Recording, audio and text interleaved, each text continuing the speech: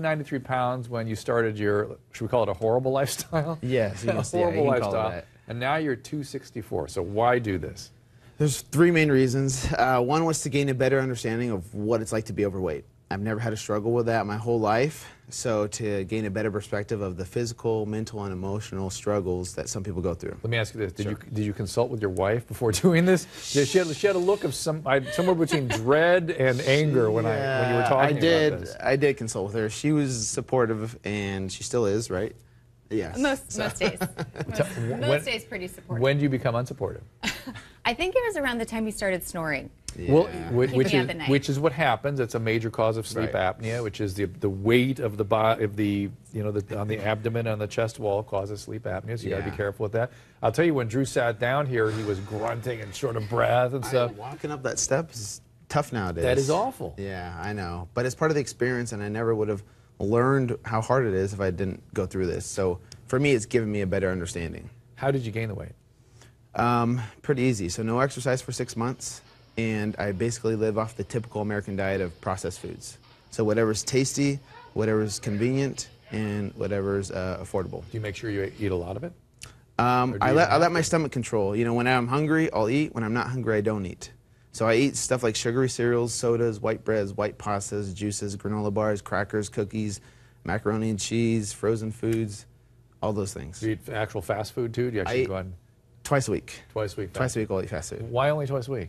Well, I work in the medical field and I travel, and on those days I travel, I'll eat fast food. Are you fearful of eating too much fast food? Is that actually where you draw the line? Lynn's kind of saying, well, I got a little nod from her. Actually, I think it's more of a cost issue. So, Yeah, I tell him not adds to up. spend all of the money going out eating fast food. And we just saw a picture of you. You were quite fit. Yeah, I miss those days. Does it depress you to look different? It does sometimes. I mean, honestly, like when I step out of the shower and, I see myself, I don't like what I see. And so sometimes it's hard, and I didn't factor that in, the mental and emotional factors. Like I just didn't expect that. And So let's it's really talk about quite- that. First of all, did you have withdrawal from physical activity? Yes. Did you have a little exercise bulimia before, do you think, where you needed to work out all the time? Yeah, I really felt like I was addicted. Yeah. So the first 2 months I went through withdrawals of being jealous of people that went to the gym and seeing them fit. Okay, Yes. so the exercise bulimia withdrawal. And then the biological state you're in, the disturbed sleep, the difficulty catching your breath, the feeling encumbered all day. Are you getting depressed from all that?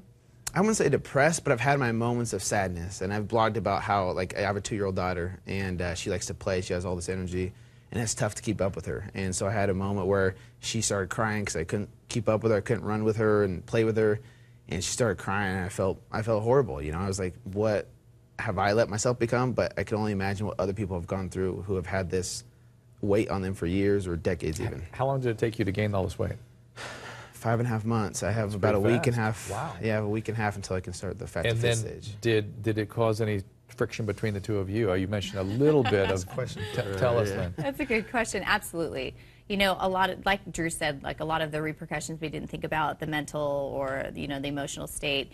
And obviously his self-confidence went down and he became lazy. He stopped helping around the house. He started complaining constantly. He really became a different person. And for me, obviously, I married the person I fell in love with. And then, for these past 5 months, I've had somebody different, and it causes friction in a marriage. I understand. Are you worried you're going to harm yourself medically? I mean, let me just sort of, for the audience, you can get a fatty liver infiltration, which is dangerous. You can get, obviously, lipid abnormalities and start getting coronary disease or other vascular disease. It seems to have affected your mood. You've got sleep apnea. I mean, are you worried about medically how long you should go through this without harming yourself? I thought about those things from the beginning. I knew the risk going into it, but for me, it was worth it. Is the doctor monitoring you? Yeah, I have a couple doctors Are your work with labs me. out of whack? My cholesterol's okay. My liver, he said I do have a fatty liver. My kidneys, he said, are those of an alcoholic. And my blood pressure is like 161 over 113. All right, so again, there's your before and after picture alongside of you there.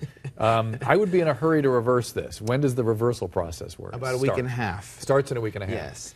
And do you think it's going to be difficult?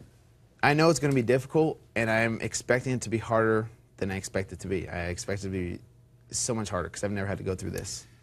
Can you relate to that, Lynn? Relate to what specifically? It's how hard it's going to be for him, and that might be another stress in yeah. your relationship. Oh, if you're not absolutely. supportive of that. I'm worried about the withdrawals that he has. You know, like I'm like, well, he's grumpy now, but imagine when they take out the soda and he gets the headaches. I must tell you, food I addictions. myself, I have a little bit of a carb momentum, let's call it, and a metabolic syndrome, which you may now be entering. I actually have metabolic syndrome. And I don't have time to get into the details of that, but it's high exactly. cholesterol, insulin resistance, high blood pressure, things like Yeah. that. And so, you know, I think people that are configured like me, we have a little compulsion with carbohydrates. And when I stop, when I go on carbohydrate restriction, I get irritability and desperate and agitated and depressed and all the things I hear my heroin addicts say. It's really not fun. And you've never been through that, is that right? No, Oh, it's never going to had be to go good through that. times. It's going to be good times. I hope you blog a lot. Right, and I'm okay with that as long as, you know, I'm inviting people to follow me on the journey. So it's not just about me, it's about the thousands that are doing the journey with me.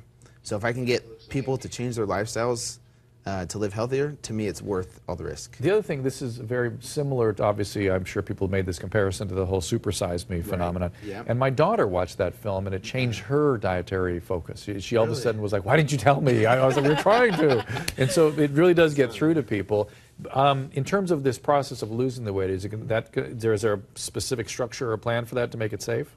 Yeah, so I plan on focusing on diet mostly. I plan on implementing Are you going to start exercise. exercising? Yeah. Yeah, so I plan on starting the exercise the second month. I'm just going to change my diet the first month just because I think people struggle with that the most. Yeah. And then I plan on implementing my exercise in phases. So I'm not just I'm going to go stop do you for a the second and talk about your exercise. I've obviously treated many thousands of people over the Right. years. And it seems to me there's two kinds of people in the world, people that like exercise and people that don't. Right. And that's the one thing you can't really recreate through this process. Imagine you're this weight and you hate exercise. Yeah, it makes You me love tougher. exercise at Yeah. least, so it's going to be one piece that you'll have to be able to fall back on. Right. That'll help you. But it's an interesting piece that I think we have to be empathic for people out there that don't like exercise, which is, I don't care if you don't like it, you still have to do it. Exactly. So you're going to tell us again how you're going to do it. So the first month, I'm just going to change my diet and focus on that. Do a few core exercises just to strengthen my lower back and my core, which has been, you know, inactive for 6 months. And then I plan on implementing my exercise in phases. So start out with body weight exercises, and then work on unilateral movements, and then move into resistance training. Are you going to have a trainer?